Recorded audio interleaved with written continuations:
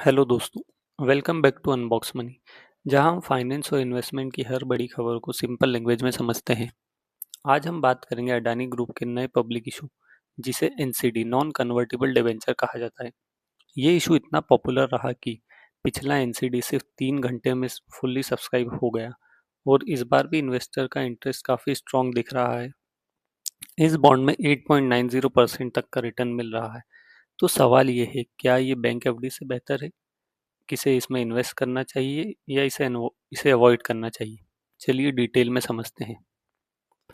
ये bond issue Adani enterprise limited का है, जो अडानी ग्रुप की फ्लैगशिप कंपनी है। अडानी इंटरप्राइज का काम है airport, data centre, road, mining, green hydrogen जैसे फ्यूचर रेडी इंफ्रास्ट्रक्चर प्रोजेक्ट्स पर। ये कंपनी का तीसरा पब्लिक एनसीडी इशू है। इससे पहले 2024-25 के बॉन्ड इशूज को रिटेल इन्वेस्टर का अच्छा रिस्पॉन्स मिला था। जुलाई 2025 में लॉन्च हुआ पिछला एनसीडी इशू पहले ही दिन सिर्फ 3 घंटे के अंदर फुल्ली सब्सक्राइब हो गया था।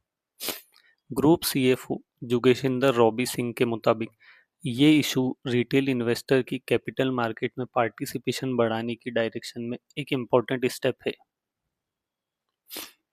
कंपनी ने क्लियरली बताया है कि कम से कम 75% पैसा एग्जिस्टिंग लोन को चुकाने या प्री पेमेंट के लिए यूज होगा। बाकी 25% पैसा जनरल कॉर्पोरेट पर्पस के लिए रखा जाएगा। इसका मतलब कंपनी अपना डेट कम करना चाहती है। चलिए अब देखते हैं बॉन्ड कब ओपन हो रहा है। बॉन्ड की ओपनिंग डेट है 6 जनवरी, सुबह 10 बजे से ओपन हो जाएगा और इसकी क्लोजिंग डेट है 19 जनवरी। लेकिन ध्यान रहे, ये issue first come first serve basis पर है। अगर कोटा पहले ही फिल हो गया तो इशू 19 जनवरी से पहले भी क्लोज हो सकता है। अब रिटेल इन्वेस्टर्स के लिए देखते हैं ये कैसा रहेगा। रिटेल इन्वेस्टर के लिए टोटल इशू का 35% हिस्सा रिजर्व रखा गया है।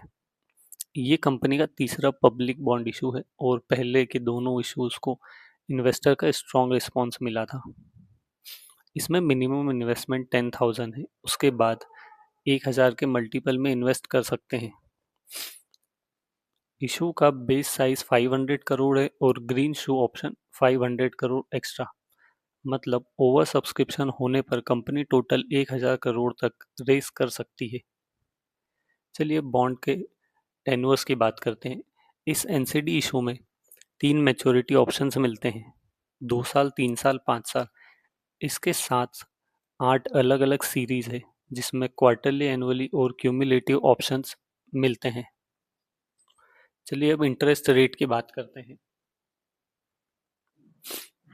2 साल के बॉन्ड में आपको अराउंड 8.60, 3 साल में 8.75% और 5 साल में 8.90% तक एनुअल रिटर्न मिल जाएगा।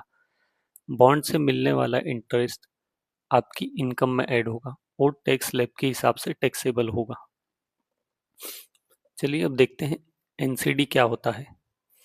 एनसीडी यानी नॉन कन्वर्टिबल डिबेंचर, ये एक लोन इंस्ट्रूमेंट होता है जिससे कंपनी पैसा बोरो करती है, बदले में फिक्स्ड रिटर्न देती है। ये शेयर्स में कन्वर्ट नहीं होता है, लेकिन ज़रूरत पड़े तो स्टॉक एक्सचेंज पर बेचा भी जा सकता है। एफडी के मुकाबले क्या ये बेहतर है? चलिए देखते हैं। आज के टाइम में बैंक एफडी 5 साल में 7 से 7.5% रिटर्न देती, वहीं अडानी का एनसीडी 5 साल में 8.90% रिटर्न दे रहा है। इसके कुछ एक्स्ट्रा एडवांटेजेस भी है। इसकी रेटिंग डबल ए रेटिंग है, जो कि केयर और आईसीआरए ने दी है, और ये एक सिक्योर बॉन्ड है। मीन्स अगर कल को कंपनी को कुछ भी होता है तो वो एसेट बेचकर पहले बॉन्ड होल्डर्स को पैसा चुकाएगी। लेकिन इसमें कुछ रिस्क भी है। हर बॉन्ड में रिस्क होता है। अगर फ्यूचर में कंपनी की फाइनेंशियल कंडीशन बिगड़ी तो रेटिंग डाउनग्रेड भी हो सकती है। और लिक्विडिटी रिस्क भी है, मैच्योरिटी से पहले बेचना कभी कभी मुश्किल हो जाता है। साथ ही अडानी ग्रुप से जुड़ी नेगेटिव न्यूज़ का इम्पैक्ट बॉन्ड प्राइस पर पड़ सकता है। अब देखते हैं एक्सपर्ट का क्या कहना है। एक्सपर्ट का कहना है कि पूरा पैसा एक ही बॉन्ड या ग्रुप में मत लगाइए। अपने टोटल पोर्टफोलियो का सिर्फ 10 से 15% ही कॉर्पोरेट बॉन्ड या एनसीडी में रखें। तो दोस्तों, ये था अडानी ग्रुप एनसीडी इशू का कंप्लीट और वेरीफाइड ब्रेकडाउन। कमेंट में ज़रूर बताओ, क्या आप एफडी के बदले इस बॉन्ड में इन्वेस्ट करोगे? वीडियो पसंद आई तो लाइक शेयर सब्सक्राइब ज़रूर करें। मिलते हैं नेक्स्ट वीडियो में।